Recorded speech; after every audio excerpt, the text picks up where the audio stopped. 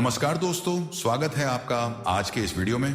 तो दोस्तों, आज हम एक ऐसे दिन के बारे में बात करेंगे जिस दिन का हर साल सब लोगों को बेसब्री से इंतजार होता है। इस दिन को भाई और बहन के रिश्ते का प्रतीक माना जाता है। जी हाँ दोस्तों, सही पहचाना आपने।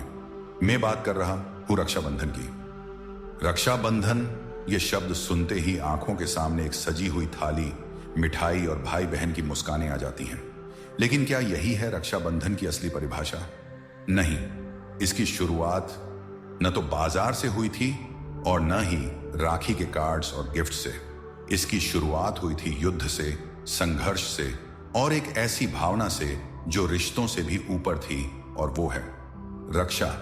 तो चलिए दोस्तों, आज हम उसी कथाओं को जानेंगे कि कैसे इस दिन की शुरुआत हुई और क्यों इस दिन को रक्षाबंधन के नाम से मनाया जाता है। इसमें सबसे पुरानी कथा है देवता और असुरों के युद्ध की। हजारों वर्ष पहले जब देवता और असुरों के बीच युद्ध चल रहा था, तब देवताओं का नेतृत्व राजा इंद्र कर रहे थे। युद्ध बहुत कठिन था। असुरों की सेना देवताओं से अधिक बलवान थी। ये सब देख के इंद्र हताश हो चुके थे। इंद्र को हताश देख के उनकी पत्नी इंद्राणी ने एक उपाय किया। उन्होंने एक पवित्र रक्षा सूत्र को मंत्रों के साथ सिद्ध किया और श्रावण मास की पूर्णिमा के दिन इंद्र की कलाई पर बांध दिया। यह कोई आम धागा नहीं था, यह एक आशीर्वाद, एक संरक्षण और एक अदृश्य कवच था। इस धागे की शक्ति से इंद्र युद्ध में विजय प्राप्त करने लगे और थोड़े समय में ही इंद्र ने असुरों पर विजय प्राप्त कर ली, और यही से हुआ था रक्षा सूत्र का जन्म। उस समय यह भाई बहन के बीच नहीं, बल्कि एक योद्धा और ब्रह्म विद्या के बीच का रिश्ता था। दोस्तों, उसके बाद महाभारत की भी एक ऐसी भावुक कथा है जिसमें भी रक्षा सूत्र का उल्लेख हुआ था। श्री कृष्ण। दोस्तों, आप सबको पता ही है कि भगवान श्री कृष्ण केवल एक देव नहीं, बल्कि एक मित्र, एक मार्गदर्शक और एक रक्षक भी हैं। उस समय की बात है जब युधिष्ठिर को युवराज घोषित किया गया था। उस दौरान राजसूय यज्ञ का आयोजन किया गया था। ऐसे में आसपास के सभी राजाओं और रिश्तेदारों को भी न्योता भेजा गया था। इस आयोजन में वासुदेव, श्री कृष्ण और शिशुपाल को भी आमंत्रित किया गया था। आयोजन के दौरान जब युधिष्ठिर श्री कृष्ण का सत्कार करते हैं तो शिशुपाल को बहुत बुरा लगता है, क्योंकि शिशुपाल रुक्मणी से विवाह करना चाहते थे, परंतु रुक्मणी श्री कृष्ण से प्रेम करते थे, इसलिए उनका विवाह श्री कृष्ण से हुआ था। इसी कारण से शिशुपाल श्री कृष्ण से क्रोधित था और उनको बुरा भला बोलने लगता है।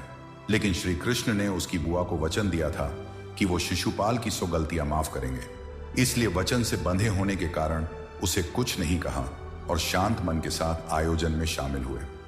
पर शिशुपाल रुका नहीं। वो श्री कृष्ण को बुरे भले शब्द कहता रहा।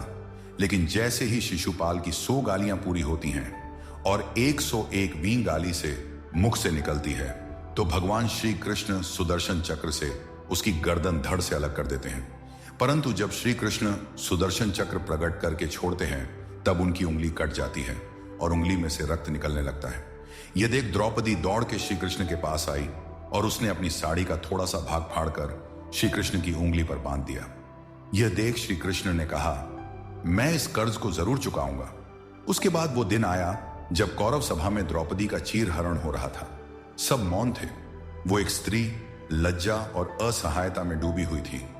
तभी श्री कृष्ण ने अपने उस वचन को निभाया। उन्होंने अपने हाथ में बंधे उस साड़ी के भाग को खोला और द्रौपदी की साड़ी को अनंत बना दिया। दोस्तों, यह रक्षाबंधन का सबसे गहरा प्रतीक है, जहां भाई बहन का रिश्ता नहीं, बल्कि एक कर्तव्य निभाया गया।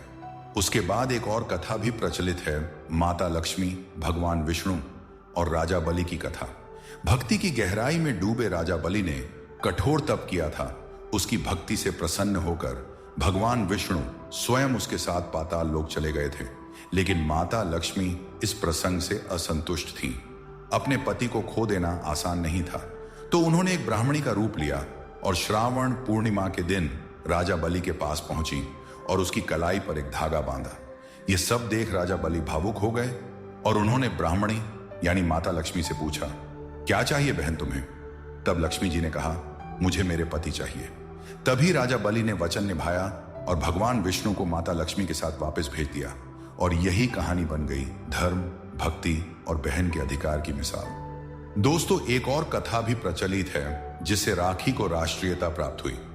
वर्ष 1905 की बात है, जब ब्रिटिश सरकार ने बंगाल विभाजन की घोषणा की थी। यह विभाजन लोगों को टुकड़ों में बांटने की साजिश थी। हिंदू और मुस्लिम के बीच दीवार खड़ी की जा रही थी। तभी रविंद्रनाथ टैगोर, जिसको आप सब जानते ही होंगे, उन्होंने सब लोगों को राखी का महत्व समझाया और राखी को एक राष्ट्रीय एकता का प्रतीक बना दिया। और उसके बाद लोगों ने एक दूसरे को धर्म और जाति के परे राखी बांधनी शुरू की। एक सामान्य सा धागा अब भारतीयता की सांस बन गया था। तो आइए दोस्तों, अब हम बात करते हैं आज के जमाने के रक्षाबंधन के बारे में। आज राखी सिर्फ भाई बहन का रिश्ता नहीं, बल्कि यह एक भावनात्मक सौगात बन गया है, जहां सैनिकों को राखियां भेजी जाती हैं, पुलिस वालों, डॉक्टरों को राखी बांध के सम्मान दिया जाता है। कुछ जगहों पर पौधों को, नदियों को, यहां तक कि जानवरों तक को राखी बांधी जाती है। दोस्तों, इसका मतलब सिर्फ रक्षा करना नहीं, बल्कि उनको सम्मान देना है और यह कहना है कि वो उनके लिए महत्वपूर्ण है। दोस्तों, रक्षाबंधन का गूढ़ संदेश यह है कि यह त्योहार सिर्फ उत्सव नहीं है। यह हमें याद दिलाता है कि रिश्ते सिर्फ खून से नहीं बनते, भावना से बनते हैं, कि रक्षा सिर्फ शरीर की नहीं, बल्कि आत्मा की भी जरूरत होती है। जब यह धागा सही भावना से बांधा जाए तो हमारा जीवन बदल सकता है। तो दोस्तों, कमेंट में बताइए कि आपको आज का वीडियो कैसा लगा और इस बार रक्षाबंधन पर आप अपनी बहन को क्या गिफ्ट देंगे। अगर वीडियो पसंद आया हो और अच्छा लगा हो तो कमेंट में रक्षाबंधन लिखना ना भूलें और चैनल को लाइक, शेयर और सब्सक्राइब जरूर कीजिए।